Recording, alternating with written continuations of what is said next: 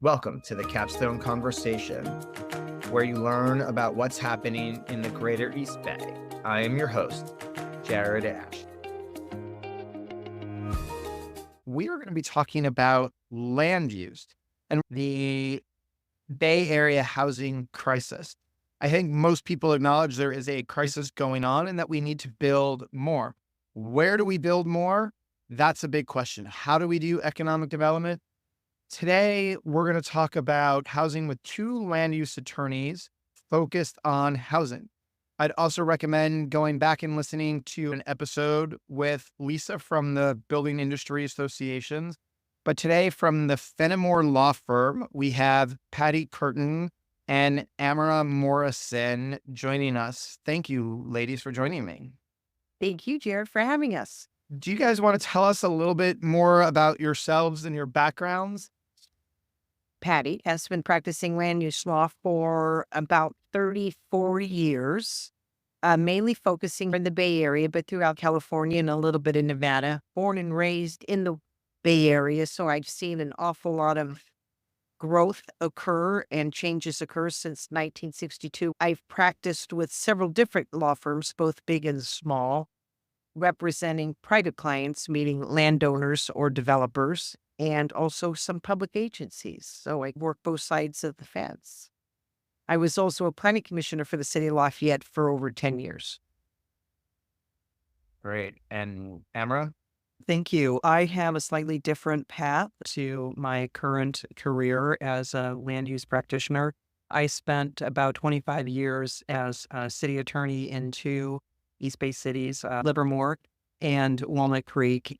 While working as a municipal law attorney, I was assigned to work with the planning commissioners and also with city council on land use matters, and have been very interested throughout my career in development here in the East Bay. Since joining Wendell Rosen, which is a precursor to Fenimore, I have focused on representing private clients in connection with their residential development, their commercial development, industrial development.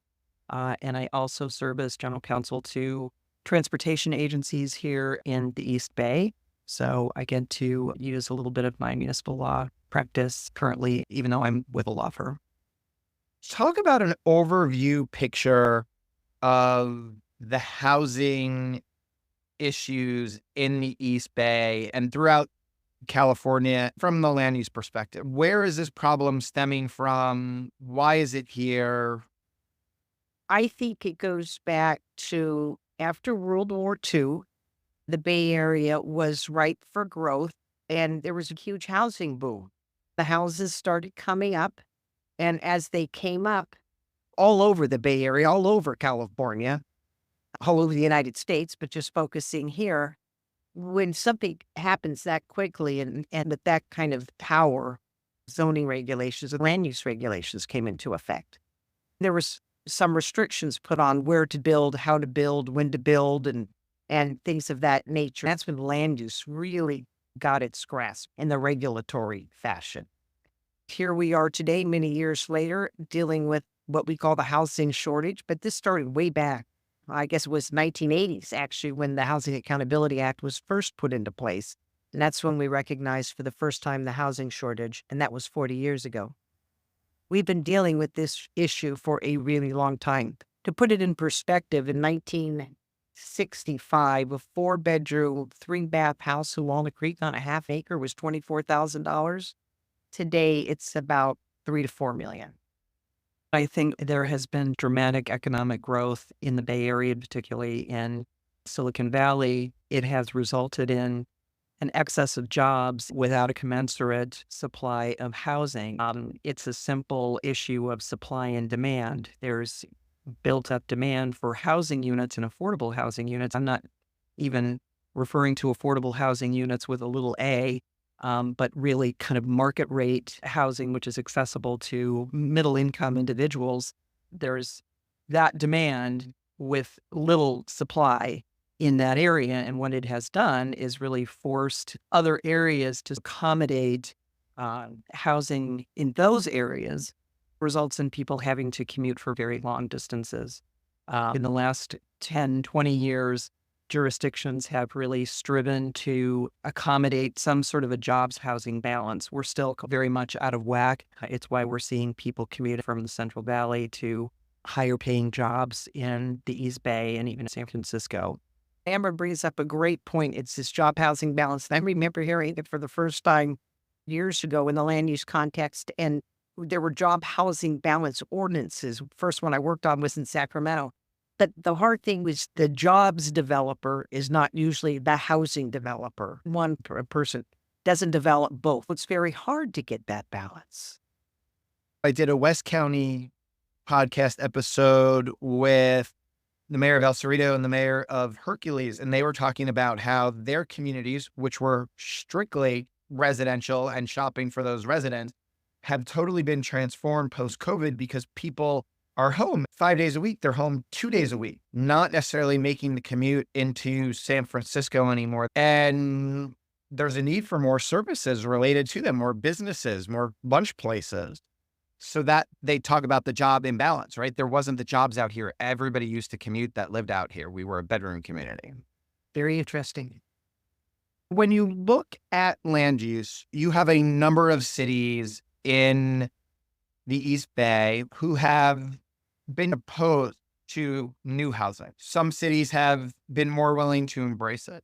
Was that part of the problem that we're all facing, the desire to keep our communities the way they are and making the shift to account for, hey, we all want to live here? It's the wannabes and those who are here imbalance, I guess, right? But it really took the legislature's involvement to bring that issue to the forefront.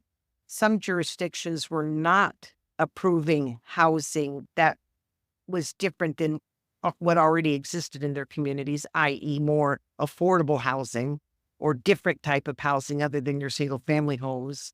The legislature stepped in and said, you're going to have to start preparing housing elements that have all this kind of criteria in it. You have to have housing for the special needs. You have to have housing for these different income levels. You have to have housing for anybody who wants to or can come to this community. That took a while to develop because it was like 20 years ago when those housing elements were being drafted, they became more prevalent in what we call our general plans, where the land use element used to be the dominating element. It became the housing element. Now that we have HCD, the Housing and Community Development Department, involved in certifying every jurisdiction's housing element, they're going to make sure it meets all this various criteria. Now agencies are forced to implement these measures. Now there are many, not only the decision makers, but the local residents that are fighting it. They don't want the legislature telling them what to do. And it's because they want to have their own local control. I think I'm finally seeing that die out a bit, and they're finally accepting that these are the laws and they need to follow them. I find it most difficult when we go to some jurisdictions where they either don't understand the law or they don't want to understand it. It takes a lot of time to educate them on the new laws and what they can and can't do. Patty's absolutely right. From my time in the public sector, I worked closely with planning departments as they were developing housing elements. I remember in the early days, it was more of a paper exercise to identify potentially developable sites and different densities than those parcels had been zoned in order to accommodate housing. But 20 years ago, it was simply more of a paper exercise. And since the legislature, I think, has mandated that HCD take a more active enforcement role, jurisdictions have taken their responsibility to develop actually implementable housing elements very seriously. We've all been hearing a lot about builder's remedy, a provision of the Housing Accountability Act that's been in the law for a long time, but has only recently been utilized by developers as a way to propose projects in jurisdictions that don't have a housing element which has been certified by HCD. And we might get into more detail later on about that particular provision of the law that has been used quite a bit, kind of more in Southern California and to a certain degree up here in Northern California as well. Let's dive in. Yep. Builder's remedy, how is that impacting some of these cities? And how many cases are there actually going on? The East Bay Times published a list not too long ago. It's probably more prevalent in Southern California for jurisdictions that do not have a housing element certified by the state's Housing and Community Development Department. A developer can propose a housing development provided 20% of the units are affordable, that is not in compliance with the general plan, is not in compliance with existing zoning. If there's a blank slate and a jurisdiction has to make certain findings, which are fairly difficult to make in order to deny those builders' remedy projects. We currently are processing one, not here in the Bay Area, but in a jurisdiction that has only recently come into compliance and is actually having to process now about 20 builders remedy applications. So what we've seen more in Southern California are instances in which a developer has been trying to process and entitle a project, a large-scale project in a jurisdiction, has not had cooperation from the local agency, and in a non-compliant jurisdiction uses builder's remedy as a way to leverage some power over the jurisdiction. Like, here's my builder's remedy alternative, which is going to be very difficult to deny, willing to submit this to the city unless the city is willing to come to the plate and consider processing and approving what many might view as a more reasonable alternative. We're not representing folks right now who are using it in a strategic manner, but rather who are just using it in a manner in which it was intended, which is for non-compliant jurisdictions. I just pulled up that article from the East Bay Times, and I'll add it into the show notes. It's a couple dozen projects, and if you take out 2 or 3 cities like Saratoga, which has 40, it's less throughout the Bay Area.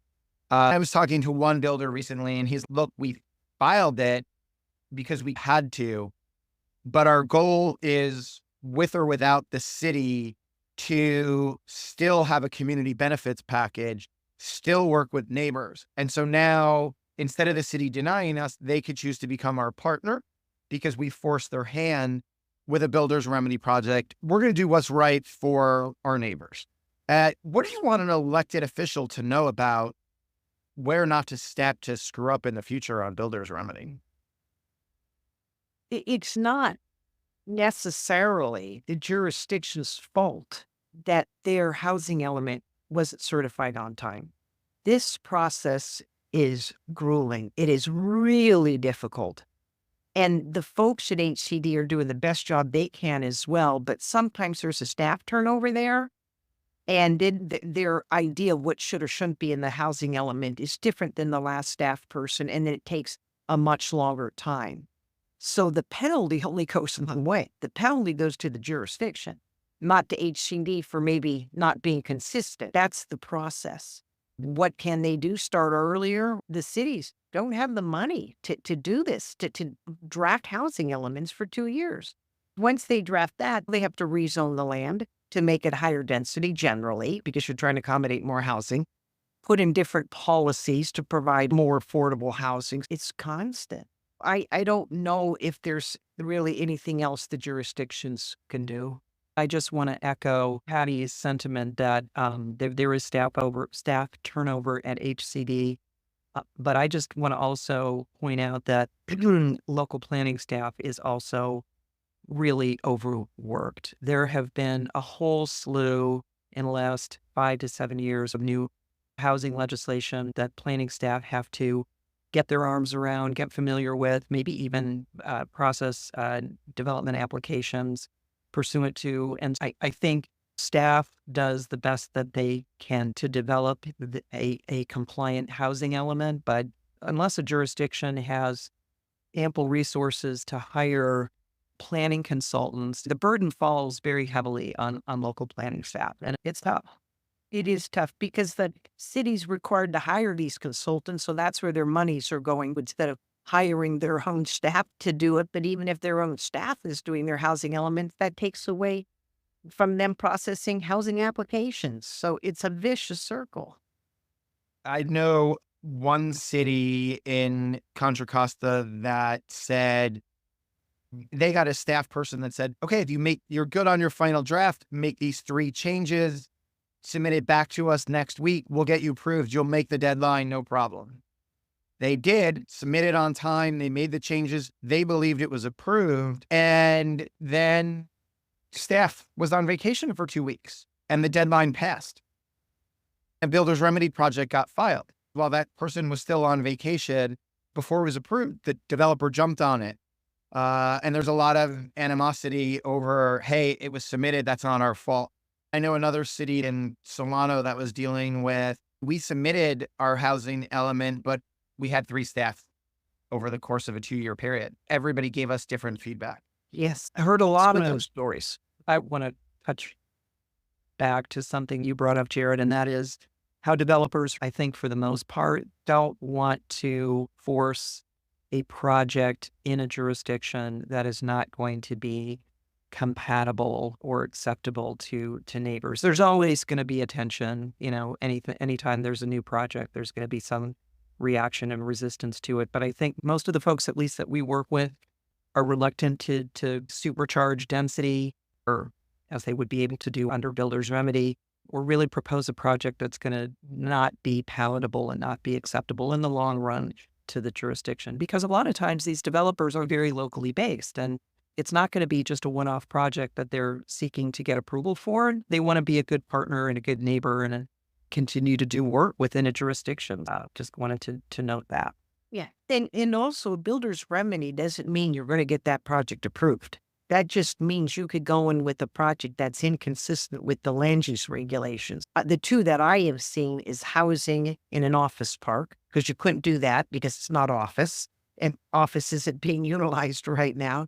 That housing project still has to go through the whole public hearing process, the California Environmental Quality Act, and everything else. The developer doesn't want to cause enemies from the beginning. They do want to work with the community, most of them. Let's talk about an example of that where developer has tried to work with the community, but maybe the community didn't want them anyway. We're going to give a case study here for the listeners of the Deer Hill project in Lafayette, which has been trying to go on, I think, for 12, 13 years trying to be built. Tell us a little bit more about that background of a project and what you can share with us. Sure. You want me to start, Amara? Sure. Oh, it's probably more like 20, 25 years. This is a project in the city of Lafayette. It has various names. One's Deer Hill. The other one is Terraces in Lafayette. I know, Amara, you mentioned another one too earlier, another name that it had. But anyways, it started out in 2011 with an application for 315 apartment buildings on Deer Hill Road, on the corner of Deer Hill and Pleasant Hill Road. And the community went wild. They didn't want 350 apartments on this property in Lafayette. They alleged that it would cause too much traffic. The Alcalanes High School's across the street, and you got busy Pleasant Hill Road that many commuters use, not just the residents of Lafayette, but it draws in traffic from everywhere. So they were very concerned it was going to be a huge mess. As the opposition got, our city manager of Lafayette sat down with the developer's team and said, maybe there's another project we could do here, something that's not so large that the community could embrace. The developer came forward with a smaller project of 44 units and a dog park and some other things, and started processing that project.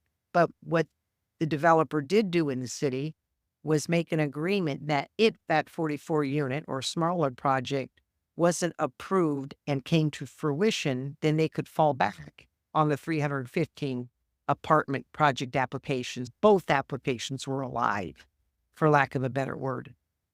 They processed the unit, and I'm going to let Amara talk about the various litigation because that provoked the first piece of litigation. But in the end, that 44 unit project was approved. But then the residents of Lafayette started a referendum campaign to overturn that decision, and they were successful. And mainly, the folks in Lafayette believed that if they got rid of the 44 unit project, no way would that apartment project come back, even though they were well informed that it would. And lo and behold, when the 44 unit project was invalidated, the 315 apartment project popped back up. And it was approved. And then we had lawsuit number 3, which Amara will talk about. And ultimately, the developer in the city, because they approved the project because it was a SB 330 project, it was consistent with the general plan and the zoning, even though it was more density than the smaller project. And lo and behold, that project is now beginning to come to fruition and the grading is beginning on that property. I think the project also gave fuel to an organization that had been brewing in the background. That is, I think it started out as the Bay Area Renters Foundation or and also Carla, which I cannot now exactly remember the acronym's name, but essentially these organizations came together and became a movement, which started here in Contra Costa County and is now apparently spread, if not nationwide, globally.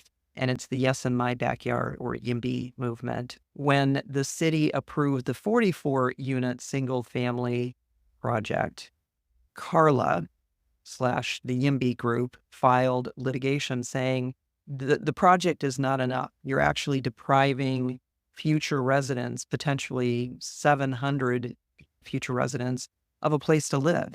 And those future residents have no voice. And so we are filing this litigation on behalf of these future residents.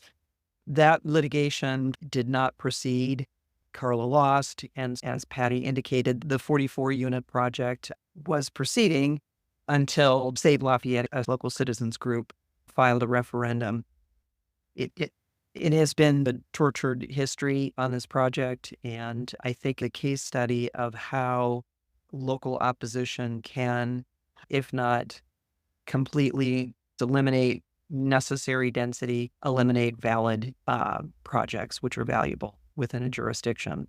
I just want to say also, Jared, is that project in that 10-year period or 20-year period endured over 100 public meetings. So this developer who's building the 315 apartments is already paid millions of dollars in attorney fees, the city's fees, processing fees, land fees, in holding on to this property for this many years. And now they have to construct it. And with the cost of construction and being as high as they are, I don't know how they're going to be able to finish this project and rent it. I can't imagine they're going to make any money, but that's a problem. And the interest rates, right? Even though the news came out that the Fed has reduced interest rates by 0.5 point and may further that this year, that's not significant. It's not what it was 6 years ago even, and those costs have gone up. You're talking now probably like just $1 million a unit to build cost. If you're tacking on $250,000 over 350 per unit, over 300 units in legal fees and community outreach and time lost. Yeah. And at least $250,000 to $500,000 per unit, maybe in all of those. That's right. Am I off in my numbers? The price per square foot to build here in the Bay Area is $700 to $900. If you're going to build 1,000 square unit for 1,000 square feet, that's $900,000 or $700,000. It's important to note that for projects that include really important affordable units, there is no break on the construction of those affordable units. Those affordable units cost every bit as much as the market rate units. The homes at the terraces at Deer Hill, the apartment complex, include 63 affordable units. Just do that math. And that money has to get spread either to the tax base through grants or to the other units. And there's the benefit of those affordable units for the people who need them, but it just continues to spread that cost. When you say $700 to $900 per square foot, does that include the years of litigation and community outreach and other public benefits? It does include developer impact fees. Those are the fees that go to the schools, fire, police, library, art, transportation, but it does not include the processing costs, litigation costs, consultant fees, the price of the land. No. Let's talk a little bit about that. When you work with developers, what do you see in terms of public benefits and public impacts? I know there's a project going on in my neighborhood, and somebody was asking the developer for $1 million on 28 townhomes, and they're like, that's a little much. How could you work with us on that number? Where did that come from? And I don't think they understood the developer still has the school fees, right? Still has transportation impact. Can you just explain a little bit about that and what people should know? Emery, you want? I can say that I've worked on projects where we've gotten all the way through probably a second planning commission hearing and ask a community edits package. The developer has factored in, created its pro forma, figured out the ultimate cost to process the project, and then literally at the 11th hour to respond to a community's demand for a community benefit package. The calculation is, do we just say no and push it to the city council and hope that the city council isn't going to impose some or all of this community benefit ask, or do we just negotiate as best as we possibly can? And I think there are some jurisdictions understanding that there is this sort of late hit and late ask from residents and from opponents are starting to try to create a benefits package as a part of their land use ordinance. I think that's challenging because different jurisdictions are going to have different asks and different demands. I have counseled my clients to understand that there needs to be some percentage of project costs that they have to think about applying to a community benefit. What is a public benefits package for the people who don't know? What are some typical elements that go into it? Patty, do you want to take that? Yeah, absolutely. With the new legislation today, it is very difficult for a jurisdiction to enforce the community benefit packages because they are not objective standards for most of the projects that need to comply with those.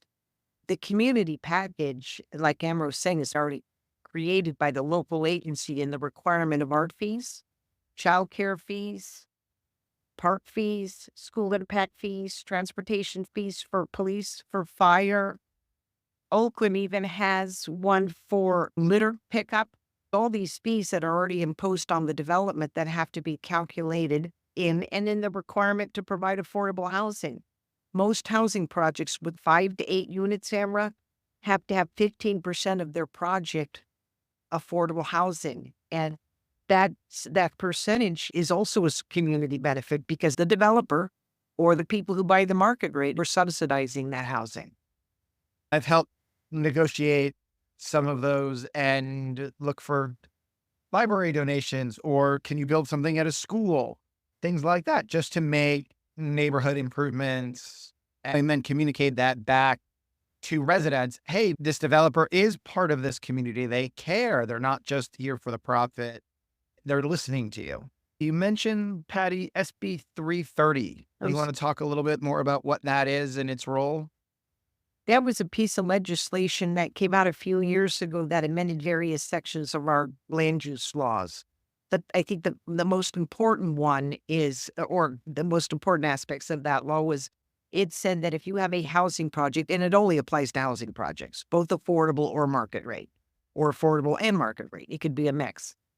That basically says if an application comes forward and it's consistent with both the zoning and the general plan, then it needs to be processed. Only those objective rules that are in place at the time it was filed can be applied to the project. In other words, it takes out the discretion from the planning commission or city council to impose something that's not already in writing. They can't say, oh, you know what? Our library now needs to have another story put on, so we're going to ask you, developer, to fund that. They can't do that unless it's already a written policy in place at the time the application was filed.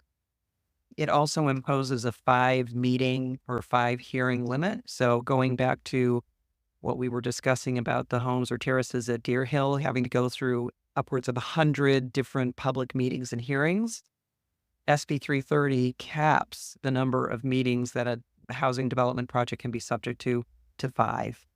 I think that's really helpful. And it also imposes some very strict timelines on both the applicant and the local agency to turn around comments around incompleteness, which really helps. I think both Patty and I worked on plenty of projects where we'll get comments back from the local agency, from planning staff, and it seems like it's a constantly moving target. You'll address one area of incompleteness. The next round of comments back from planning staff include a whole new range of incompleteness issues. SB 330 attempts to really limit that and truncate that. We think that's to the benefit of developers as well. Yeah. I've heard that come up before, is the goalpost keeps getting moved. If there's 9 staff that need to have comments, don't submit us comments 6. And then when we think we're done, add 3 more sets of comments, right? Get everybody to the table at the same time. Get organized on your side. We'll work with you, but that improve the communications is a good message to the city. I did work for a jurisdiction that had a really great model. Any project of a certain size or scale was subject to a weekly meeting with all of the relevant staff, sitting around the table, talking, discussing thoroughly the project, the potential impacts. And so all of the comments could be gathered and returned to the developer in one fell swoop. I think that's a great model that I wish more jurisdictions would adopt. And there's some bonuses that developers get, like a density bonus. Could you explain what those are for the listeners? What is the density bonus and what are some other bonuses out there? That would be a 3-hour podcast. They only get a density bonus for housing projects if they provide a certain percentage and level of affordable units. So they have part of their project, they have to have an affordable component. And without getting into the weeds, there's various levels of affordability, very low, moderate, and very low, which I don't see much anymore. They could have extra units to make it financially easier to provide these affordable units. Amara, you could talk about the waivers and concessions, what they get. Maybe that'd be helpful. Sure. Depending on the level and extent of the affordability in the units, a developer is entitled to a certain number of concessions and waivers of development standards. The easiest way to think about a waiver of a development standard is if you have a box that's 3 stories high, which is subject to a 3-story height limit. Through density bonus, you can ask for a waiver of that height limit to incorporate those additional units into your housing project. The waiver of development standards pursuant to density bonus law is really powerful because it allows for some flexibility in those standards, which would otherwise constrict the size and scale of a project. Again, it's all for the provision of these affordable units. We've seen more willingness on the part of our developer clients to rely on state density bonus law. It does come at a cost, talked about earlier in the podcast, because those affordable units are every bit as costly as the market rate units. That's helpful. Before we go, any words of advice you want to give to cities or developers in moving forward to address the housing crisis here? What should people be paying attention to in the next 6 months to 3 to 5 years to adjust this? The statistics are out there that we need 3.5 million more homes in the state of California by 2025. That's just around the corner. How do we do that? We need to provide more housing all across the board. Affordable housing, market rate housing, different size housing. Affordable housing need not be done as fully as it's being done today. It could also be done by design. Not everybody wants to live in a big ranch style home. They want something smaller. So having something that's more affordable to that person is really important. But I think it's the developer, and I think the developer knows, but I think it's the jurisdictions and the communities who live there to understand that this is it. This is what's going to happen, and stop fighting, because it's just costing everybody a lot of money, a lot of time, and all of us are paying for it. Yeah. And I think the state of California is going to have to spend some time on CEQA reform. There have been many pieces of legislation intended to streamline approval of eligible housing projects. By streamlining, we mean being able to bypass typical California Environmental Quality Act review. But traditional development projects are still subject to CEQA and challenges under CEQA. And there has been a study that came out within the last couple of years that indicated 50% of the units approved from 2018 through 2020 have been the subject of litigation under CEQA. I personally feel, and I think Patty would agree, that there has to be some concerted effort at revising CEQA and how it can be used as a sword against valid projects. Did you say 50% litigated under CEQA because it's an easy statute to litigate. But I'll just to give you an example. We have a 13-unit project in a local jurisdiction here, and it's been on the books in 2 different jurisdictions for 6 years. It's a mitigated negative declaration that they've been processing, which basically means the homes will not have a significant impact that can be mitigated, but yet it has taken 4 years to make that determination. That's crazy. You're talking about 13 homes in an infill area. That is what we're dealing with when it comes to the California Environmental Quality Act. The legislature knows that this needs to be looked at. It's just such a big beast, and it's hard to get your arms around. And there's so many people involved in it. There's the environmental groups. There's the community leaders.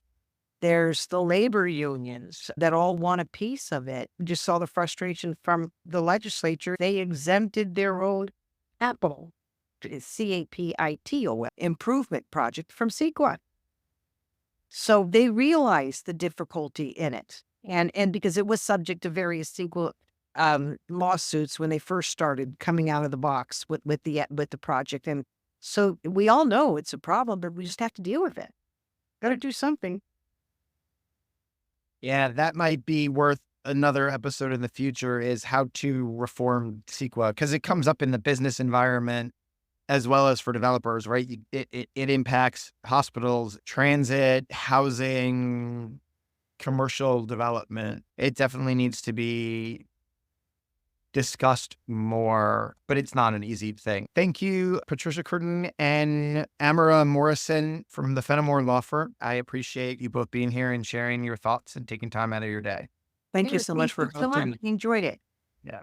Wait, don't leave yet. Hit subscribe. Make sure you get the weekly updates. We have a new episode every Wednesday for stuff happening in the East Bay.